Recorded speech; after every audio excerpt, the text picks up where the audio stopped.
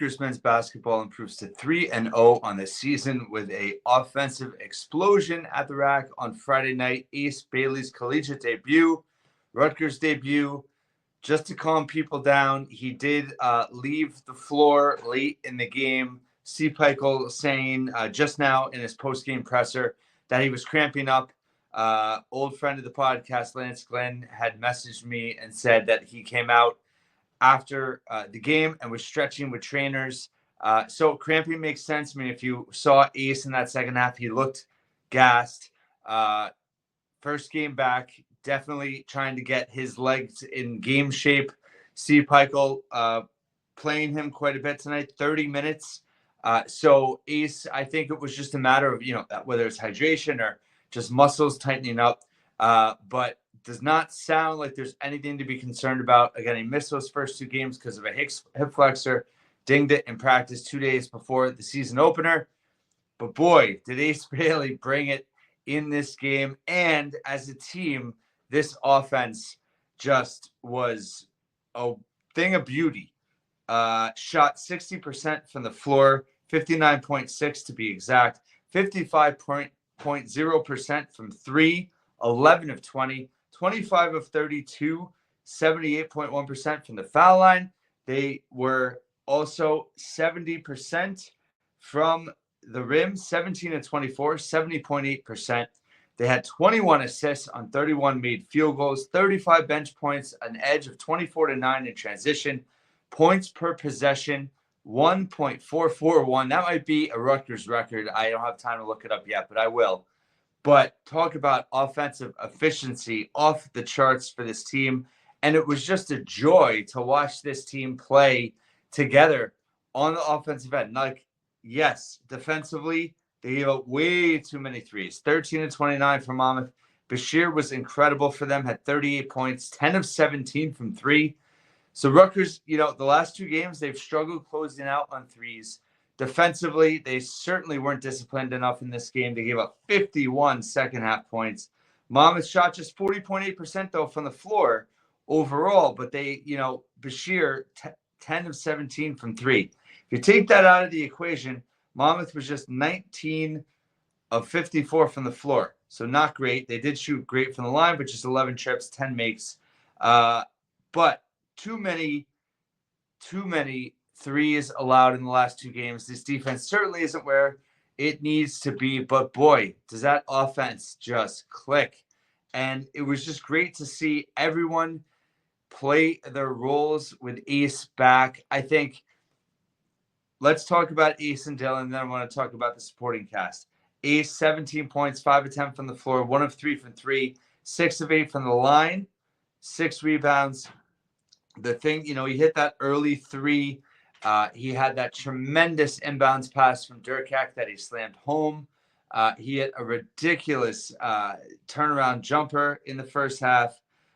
He did a lot of just Ace-type things that were just wow moments. I said before the season he was going to have 2 or 3 moments a game where he wowed everybody and you were like, nobody else on the floor can do what he just did. And that happened quite a bit tonight. At least 3 instances I can think of.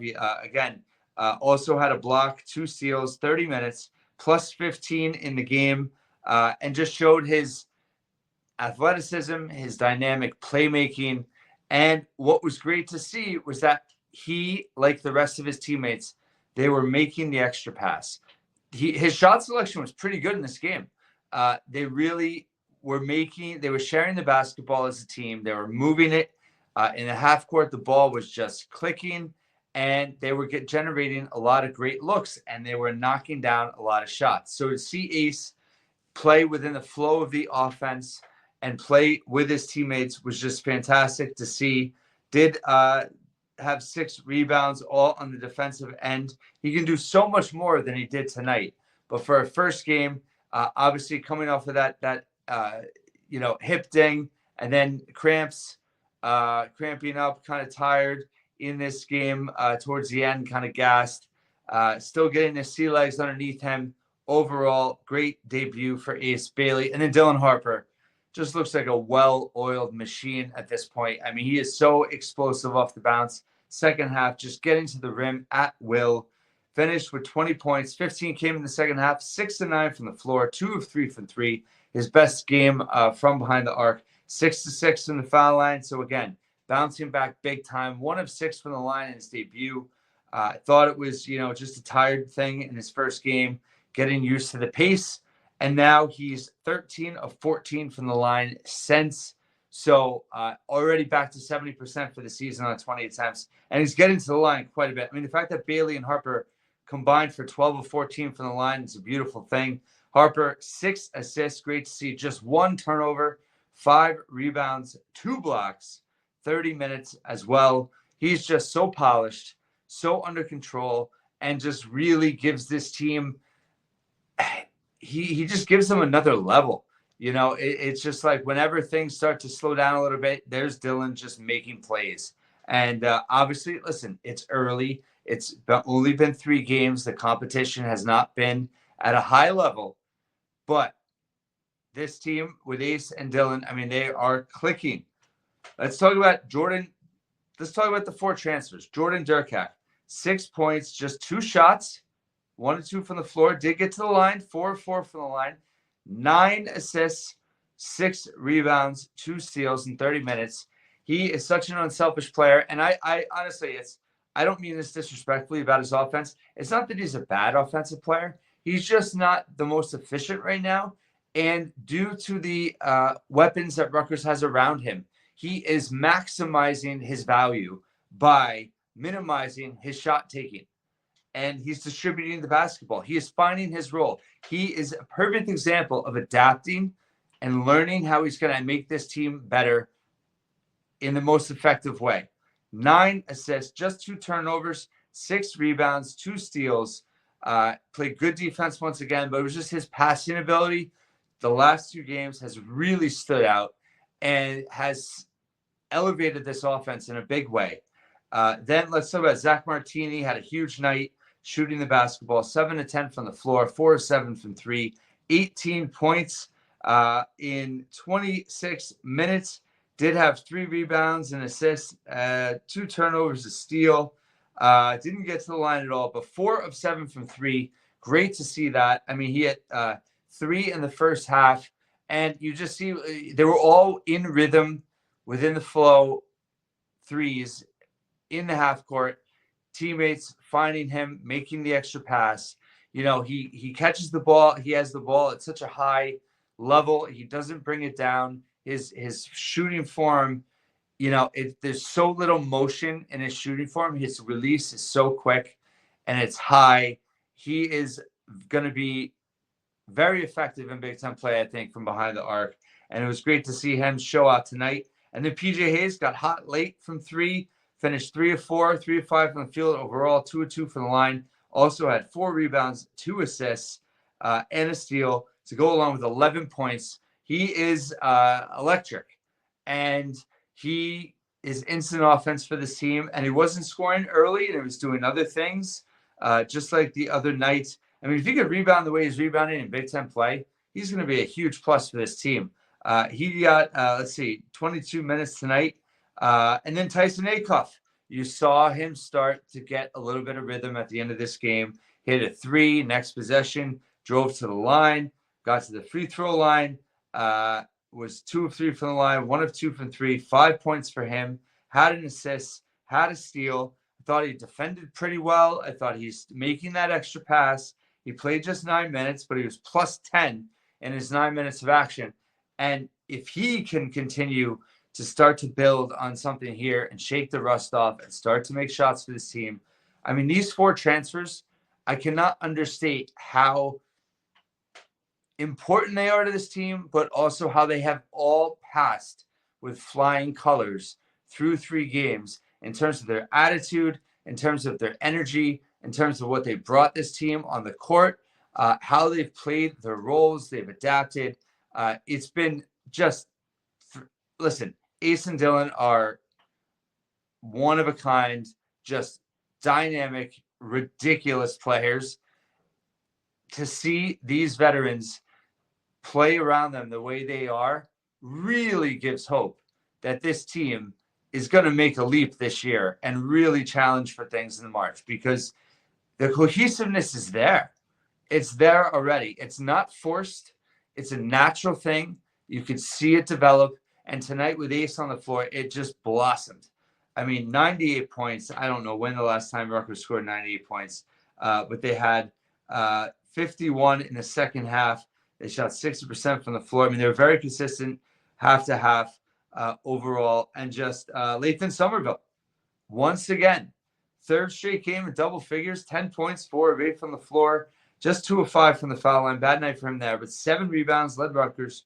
Did have 2 blocks to steal in 22 minutes. Very efficient night for him once again. He is just proving to be real solid offensively. Again, defensively, it's going to take time. Rebounding, can he be consistent? And is he going to be able to do this against better competition? We don't know yet.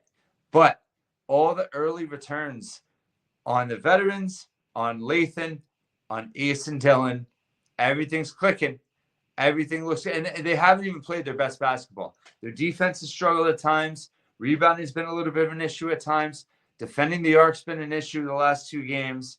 But, you know, just the way this team plays offense, they're playing unselfishly. They're playing together. And the fact that they're starting the season that way and they're getting good results from it and they're shooting really well. I mean, the 3-point range that they had struggled going into tonight, this was big for them today. It's just, it really gives hope that this team can be something special. And it was joy to watch them do that. Now, of course, they got to get better. They got to defend the arc. But overall, the chemistry with this team, Jermichael Davis, apologies, I forgot him. 9 points, 3 of 5 from the floor, 3 of 4 from the line. I mean, this team just has so many weapons. It's really unbelievable. Davis had he had 3 fouls. He did have 2 assists and a rebound, 3 of 5 from the floor. Again, he's knowing his role. He's not overdoing it. He's not overshooting. And he got to the line at a really good rate, 3 of 4 from the line. I mean, Rutgers, 32 free throw attempts, 78% makes. They were 16 of 20 in the second half. That's really good stuff. Just in terms of scoring, I mean, you had 1, 2, 3, 5 players in double figures, 6, 9 or more. Egbole, limited minutes again, 6 minutes, 2 points, no rebounds, had 2 turnovers and a foul in just 6 minutes. He's really not getting a lot of run because Somerville's playing really well. They're playing Martini out there. They're mixing things up. Again, once they start playing Power 4 teams, let's see how many minutes he gets. Can he be out there for defensive purposes? Can Lathan hang on or compete out there for an extended period against these good teams? So we'll see.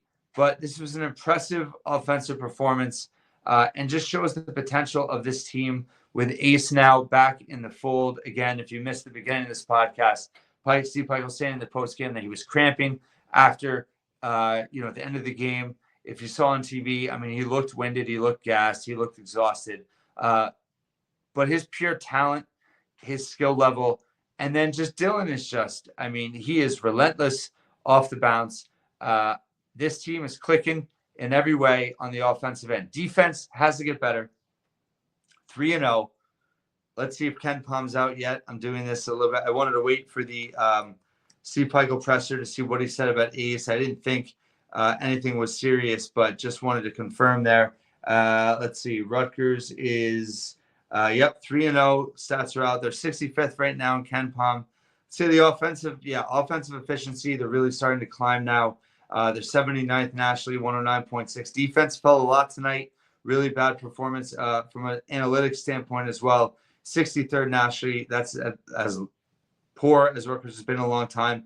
But look at this. Effective field goal percentage, 29th in the country, 59.2 through 3 games. Turnover rate, super low. They had 10 tonight, but 12.8, just 29th nationally there. 37th with free throws versus field goal attempts. That is great to see. 48% free throws versus field goals. 3-point percentage jumped big time now for the season. They're shooting 35.6% as a team. That I haven't seen I don't know when Rutgers has shot that well from 3. 121st nationally. 62.5% from 2-point range. See if I could do the math on 2-pointers for the season now. I think it's 54 for 78, which is, what is that? That's like 70%. So pretty impressive there. But from 2-point range overall, 62.5%. They're not getting blocked. They're not getting steal. Obviously, the competition they're playing, not very good. And then just in terms of defense, I mean, they're holding teams to just 38.5% from 18th best in the country. And then also, they let Monmouth get back in the game. It should have been a bigger margin of defeat, but hey, you can't quibble over details here. But overall, Monmouth really stepping up at the end of that game to make it close. But at the end of the day, it was a 17-point victory. Ken Palm was projecting a 20-point win. Rutgers is back in action Wednesday, November 20th, hosting Merrimack, who's 184th Ken Palm wise. That would be the best team they play so far. That will be at the rack as well. I believe it's on BTN. They play Princeton on Sunday, so that'll be something to watch. They host them. Not a good offensive team at all this year, but a very good defensive team. Play kind of a tough zone with man-to-man principles. So should be interesting to see how Rutgers responds there. But overall, a lot to like about this team. Again, it's early. They have a lot to work on, especially on the defensive end. But to see them in rhythm offensively already, to see them playing unselfishly, to see them make that extra pass, to see multiple guys knocking down shots. Just in terms of three tonight, how many guys? Let's see. Dylan was 2 of 3. Zach was 4 of 7. PJ was 3 of 4. And Tyson was 1 of 2. Ace was 1 of 3. I mean, that's just, that's 3 guys right there combining for 9 of 14 between PJ, Zach, and Dylan. So that's really impressive. Again, you had free throw line, Dirk Hack 4 of 4, Dylan 6 of 6, Ace 6 of 8, Jamichael 3 of 4. So this team is just so much more talented offensively. It's great to see. And overall, great night. Again, Ace Bailey cramping at the end of this game, seen stretching on the floor at the end of the game. Thanks, Lance, for the tip. And by the way, shout out to Richie Schneider of the Night Report for saying before the game, being the first to report that Ace was going to play tonight. He's done a great job reporting his injury, and you should definitely listen to him, Mike, and Alec over at the Night Report podcast as well. And also wanted to promote, let's see, can I get this right? New Scarlet Faithful hoodies from Night and Day Apparel. Go on Night and Day, hit Scarlet Faithful, type in Scarlet Faithful, 10% discount. But we have hoodies now. We have winter hats now, in addition to hats and shirts. So check it out. Excited for that. And here we go. We have Merrimack next week, then Kennesaw State on Sunday night. And then we're now rapidly approaching Feast Week, when we'll really learn the most about this team. Thanks so much for listening and watching. Once again, I have a preview out with David Anderson for football. Rutgers at Maryland, 6 o'clock FS1 Saturday night. I'll be back with a recap after that. Thanks so much for listening and watching once again here at the Scarlet Faithful podcast.